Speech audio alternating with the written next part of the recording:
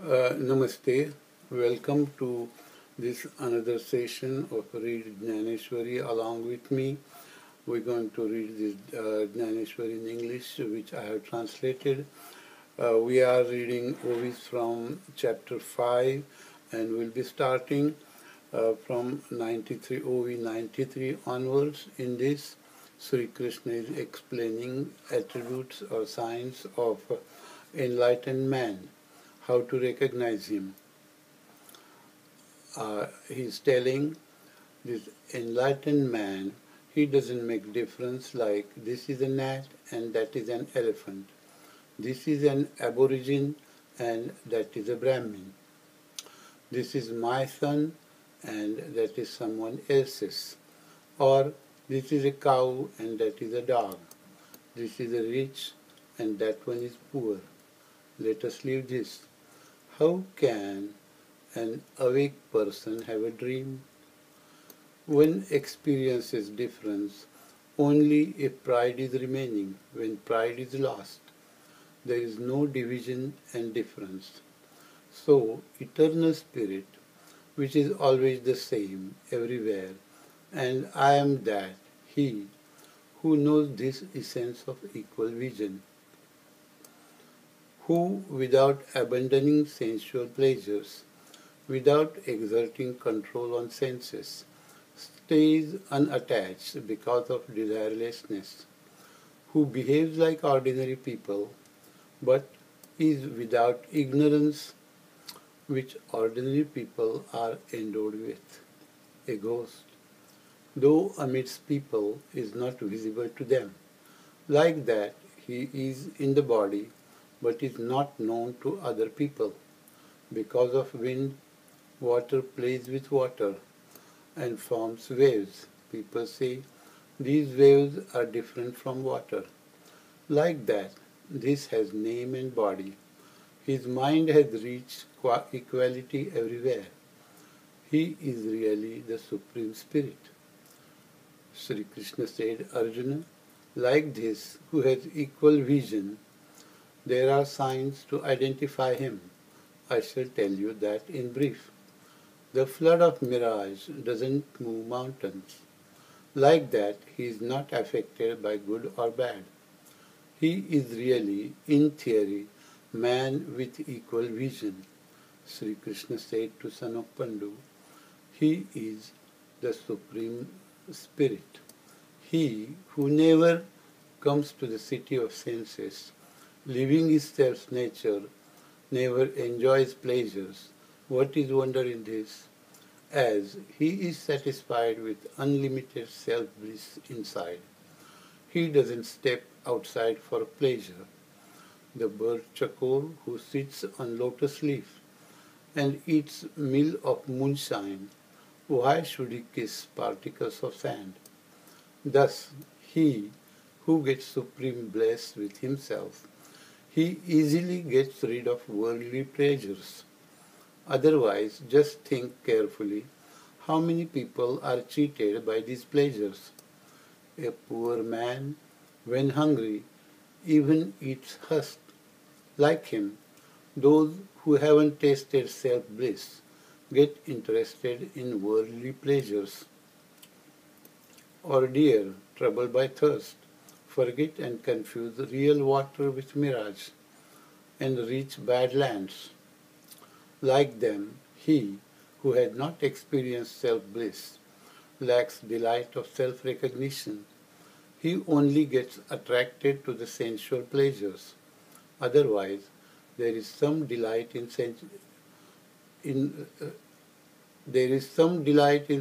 pleasures. This is even not worth discussing. Does lightning in the sky cause daylight? Like that, this delight in sensual pleasures really don't make yourself happy or pleasureful. Tell me, if shadow of clouds can protect us from wind, rain and sun, will we need to build three stories terraced houses? So, to say sensual subjects are delightful is a senseless talk, like saying poisonous roots are sweet. To mention experience from sense objects delightful is useless chatter, like when we refer mirage as water or planet Mars as son of Earth. Leave this aside. Tell me, will shadow of serpent's hood be cool and provide shelter to mouse? Arjuna. Bait on the fish hook is attractive to fish as long as it is not swallowed. The company of sensual pleasures is like that. Understand without doubt. Arjuna. From viewpoint of detached, the sensual pleasures are dangerous, like swallowing on legs, like swelling on legs in anemia, that is edema in anemia. So, happiness in sensual enjoyments is in fact a sorrow from the beginning to the end. But what stupid people do? They can't live without having them.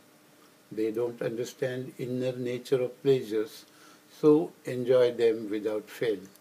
Tell me, insects growing in pus or in cow dung, are they disgusted with it? Sorrow has become life to these sad people. They have become frogs in this sensual mud, fishes in the water of sensual pleasure. How can they leave this water? If these people become detached from sensual pleasures, then all those sorrowful states will have no meaning, as no one will suffer from sorrow and stay in sorrowful states. Or, instead, danger of living in embryo, labor of going through cycles of birth and death. Who will go through this way non-stop? If people stop running after cravings, where will great sins go? The worldly life will be falsified.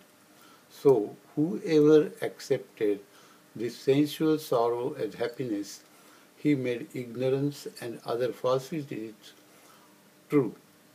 Arjuna, that's why sensual pleasures are bad. You may get diverted to that path, but don't do that mistake. Those who are detached abandon these like poison. They, being desireless, don't like this sorrow out of sensual pleasures. The knower don't care for these, as in this body he has totally controlled passions like anger and desire. He has already experienced inner spiritual bliss in his heart, so he doesn't understand language, he doesn't care about outside pleasures, but they enjoy fruit of spiritual bliss differently. It is not like a bird eats a fruit. The actor, one who eats, is gone when he eats. That is the state here. He is one with the bliss.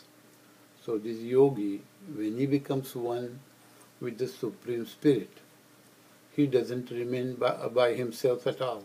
He has become one with Supreme Spirit. A bird, even after eating fruit, he remains as a bird. In this spiritual enjoyment, the state comes when curtain of pride is removed. The mind fiercely embraces bliss. When water is added to water, it is all the same, not separate. Like that, in this embrace, we are embracing ourselves. When wind dissolves in the sky, the language of two stops. You can't separate wind and sky. Like that, in this union, bliss remains in the form of self.